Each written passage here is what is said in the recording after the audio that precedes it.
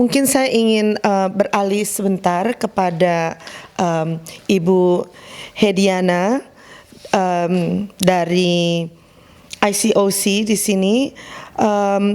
Mungkin bisa sedikit memperkenalkan Bapak Pendeta Bastaman dan juga Ibu Silvana An, dan memperkenalkan, berbicara sedikit mengenai apa dan siapa ICOC di San Francisco.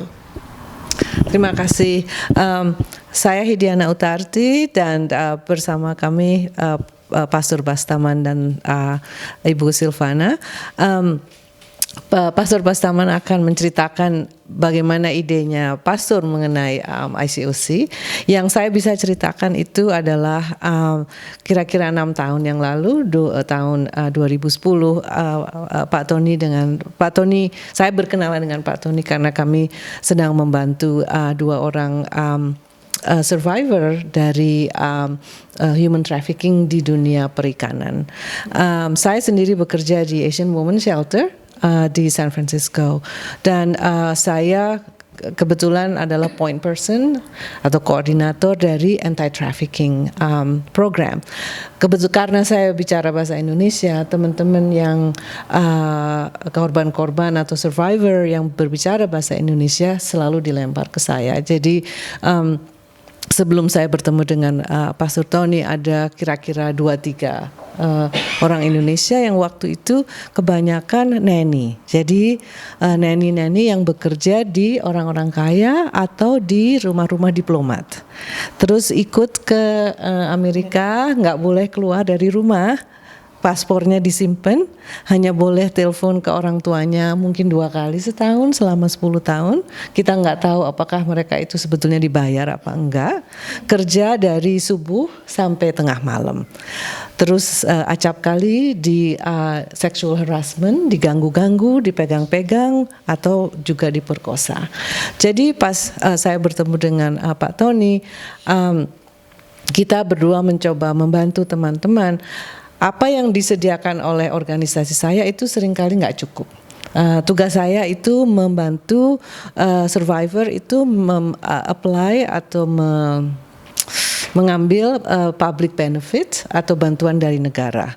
Jadi tugas saya itu berhubungan dengan hak-hak mereka di State of California dan di federal. Jadi ada food stamp, cash aid semacam itu, pergi ke dokter, mencari psikiater, cari tempat potong rambut, dokter gigi, anything that is basic of human needs. Tugas saya adalah mengembalikan teman-teman itu dari korban menjadi survivor, menjadi manusia kembali. Nah, acap kali apa yang saya perhatikan itu yang kami sediakan tuh nggak cukup. Teman-teman nggak semua mau tinggal di shelter atau tidak ada tempat di shelter.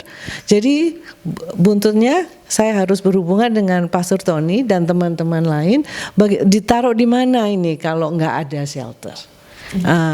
Akhirnya karena kita sering bekerja sama, kita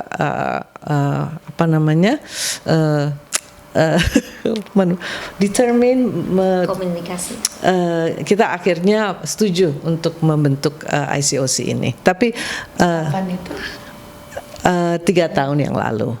Ya, saya akan minta Pak Tony untuk menceritakan ide-ide kita. Selamat siang, saya Pastor Tony Bastaman dari San Francisco. Pemicu dari ICOC ini sekitar 6 tahun yang lalu, ada 2 orang pelaut yang sedang loncat dari kapal di San Francisco.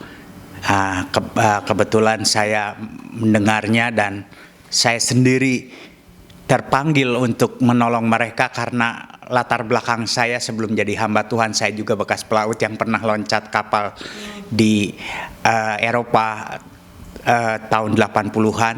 Lantas waktu itu saya tidak tahu harus bikin apa, tapi saya percaya sebagai hamba Tuhan, kalau Tuhan sudah kirimkan orang, saya percaya Tuhan akan buka jalan.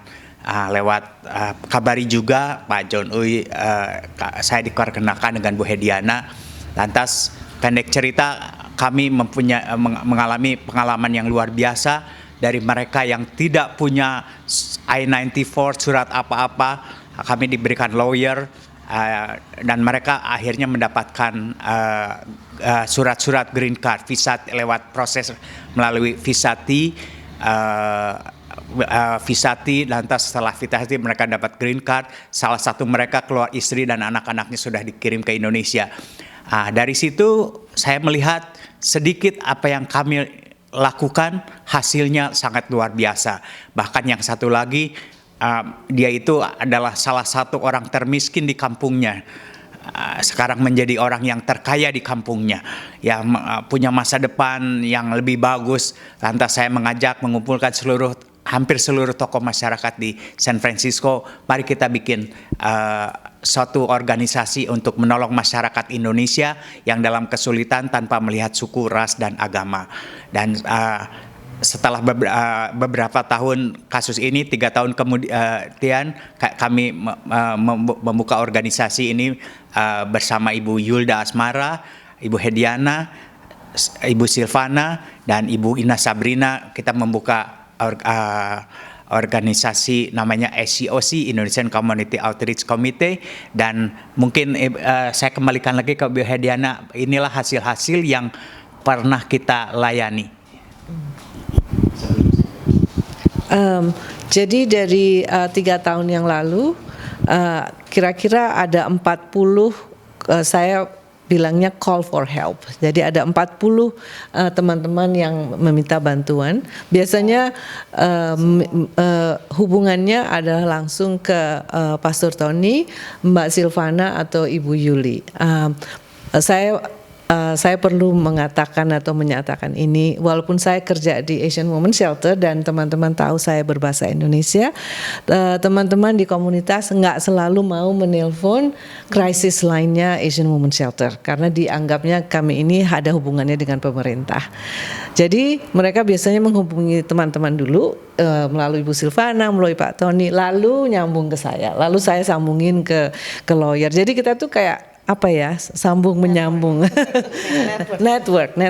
Nah, yang saya catat dari 3 tahun 4 tahun yang lalu, 3 tahun ya, ada 40 call for help, mengenai masalah homeless 6, mencari pekerjaan 2, mencari rumah yang pantas 3, mencari informasi mengenai health access, mengenai asuransi kesehatan ada 4.